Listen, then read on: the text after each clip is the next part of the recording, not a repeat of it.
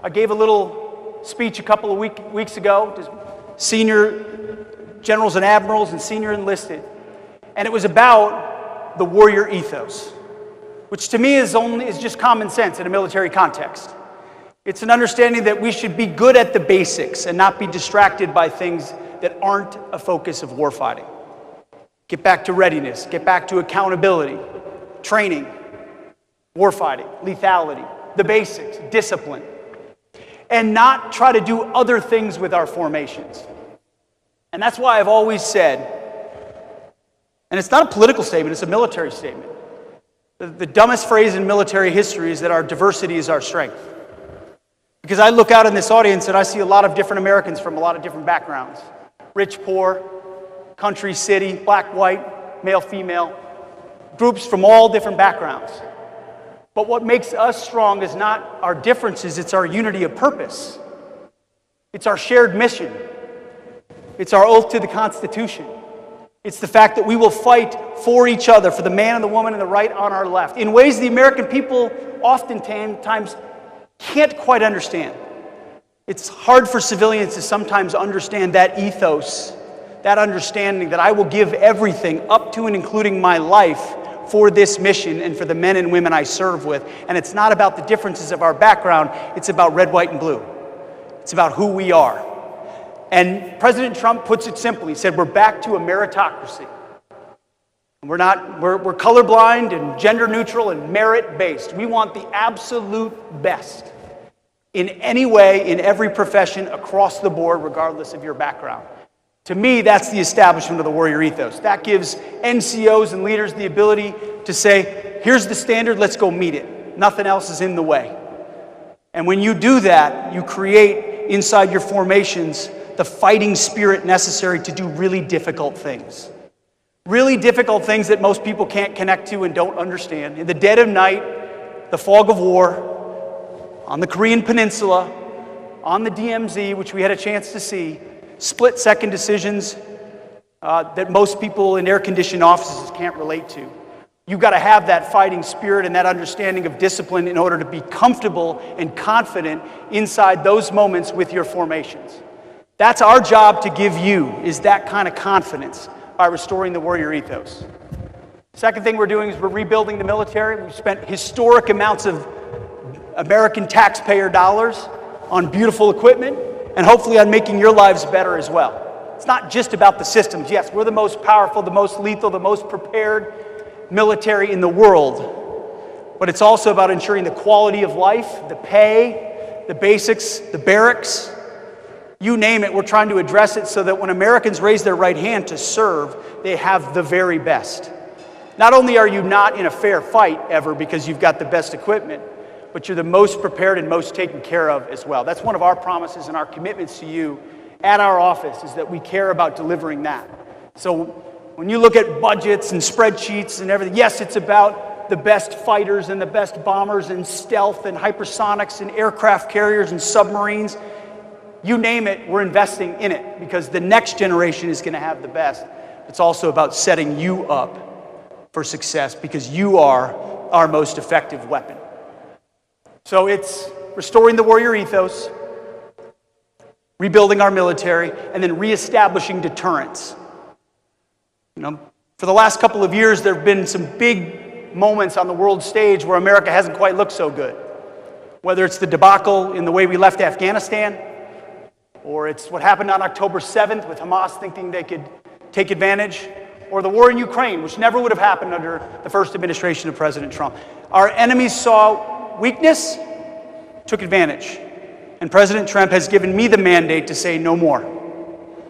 The world will understand where America stands. Take, for example, the Houthis. It's been a principle for a long time that freedom of navigation is something that the United States of America maintains. Our ships can sail in international waters without being contested. And suddenly that was contested, and we weren't sailing in certain places because of pirates. And President Trump said, no, we're going to make sure freedom of navigation is reestablished. And so for 50 days, the Houthis felt the hell and fury of the United States military, and they eventually cried uncle and said, you know what, go ahead and sail your ships through. That means something. The world pays attention. America's word matters. President Trump says you've got 60 days to Iran to give up your nuclear capabilities, and on day 60, Israel takes action. 11 days later, 7 B-2s fly for 37 hours from Missouri in the United States of America over Iran, drop 14 precision 30,000-pound bombs down shafts the size of half this carpet in the middle of the night without our enemies ever detecting them.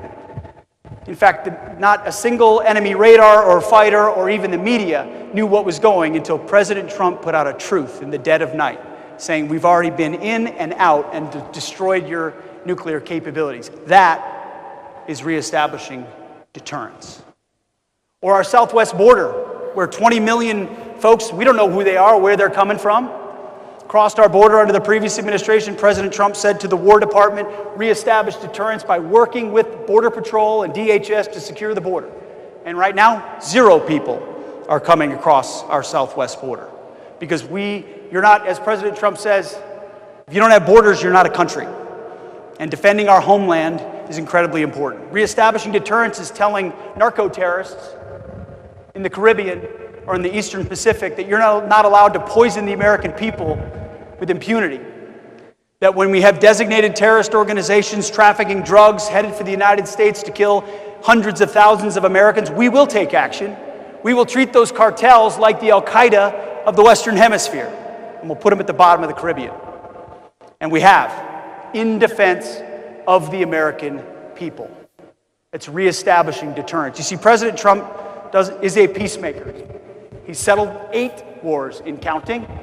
He believes in peace, but he knows that peace only comes through strength. It only comes through that establishment of deterrence. And that, ladies and gentlemen, great Americans and our allies, is why you are here right now on this peninsula. You are on the bleeding edge of deterrence, of American strength, of following through on American commitments, 72 years of the U.S.-ROC alliance, right here. Your forefathers were on this same peninsula, defending this same alliance, understanding that our word matters and our capabilities matter, just as much today as it was 25 years ago. You do that in ways that most Americans cannot and will not understand. You know that. You know your friends, you know families, you know others back home. They may not know where you are or why you're there or what you're doing. And they don't always need to necessarily. But you do. I do. Generations of Americans understand.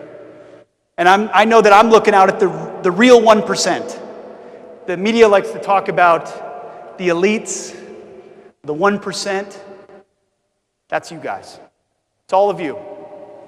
And frankly, I pray that one of my kids someday, my oldest is in 10th grade, and my youngest is 8, that one of them or a number of them would make the decision the most honorable decision I think they could in a secular context, other than following their Lord and Savior, Jesus Christ.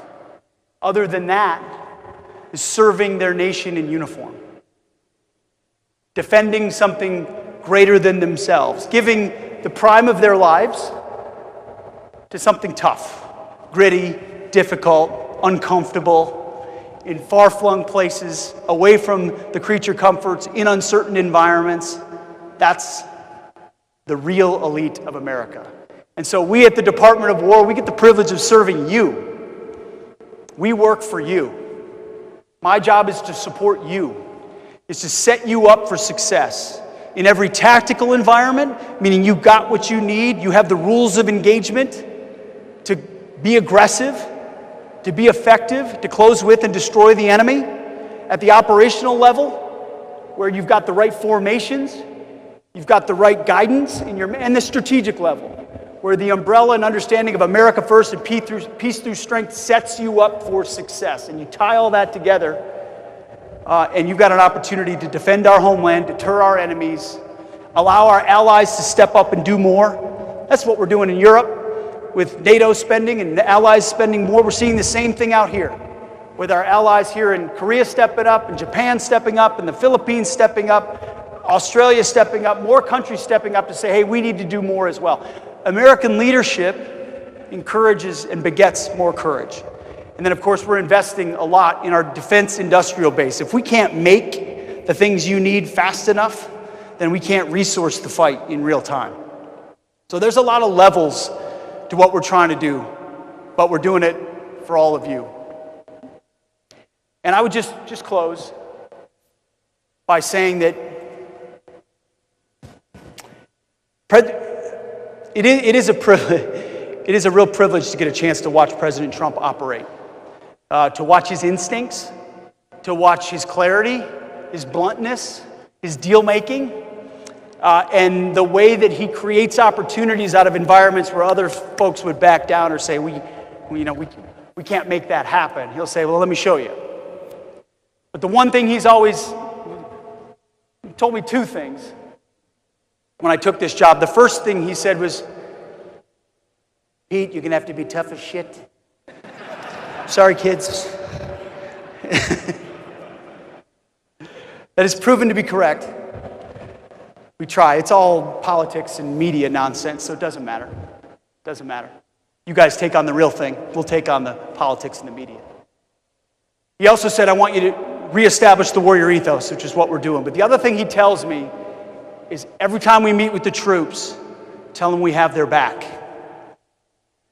That is all I ever wanted when I was a young rifle platoon leader, was to know that my company commander, my battalion commander, brigade commander, that they would have my back. If I was in a challenging situation, if I needed a medevac or I was on an offensive or no matter what, if a tough decision had to be made, that they would back me up. That if I had to take a risk and it didn't go right and I did it for the right reasons, they would have my back. That if I had to discipline someone to maintain standards, they would have my back. Made a challenging decision, have my back. And I can tell you, your commander-in-chief has your back. I have your back. He tells the troops all the time when he sees them, I love you. And he does, and I feel the same. It is a love and a depth of appreciation for what you do that drives us every single day at the War Department. And we didn't rename it for show. We renamed it because war is something very decisive. It's something you do with a clear objective. It's something you choose to do. Defense can become nebulous and nonstop without clarity. If you choose to go to war, it's because you've decided to defend the interests of the United States of America. And there should be a clear end state to that. You should be given everything you need to win, to fight and to win. So that's why we believe in the War Department, in the warrior ethos, and having your back in the process. So if you would, tell your wife or your husband, your father or your mother, tell them how much I appreciate them as well for supporting you. No soldier, no airman, no Marine, no sailor, no guardsman, no ally serves by themselves. It's your spouse, it's your kids, it's your grandkids, it's your parents, it's your neighbors, it's your pastor, it's your community that support you as well. Pass my gratitude to them also. But most importantly, thank you. We were tired. It's been a long trip. Kind of ready to go. But then I knew this was here, and it's going to energize the heck out of all of us. And you've got great leadership here in General Brunson, and you got to hear from Chairman Kane. A B-2 strike doesn't happen without a guy like that that understands how to put it all together. We've got incredible civil-military cooperation, which gives us an opportunity to do the kind of big things that we need to do in this moment with a big, bold president to make sure America is positioned for the next fight, whatever that may look like, that next enemy that takes us on. Our job is to make tough calls and, in the process, set you up for success. So thanks for everything you're doing.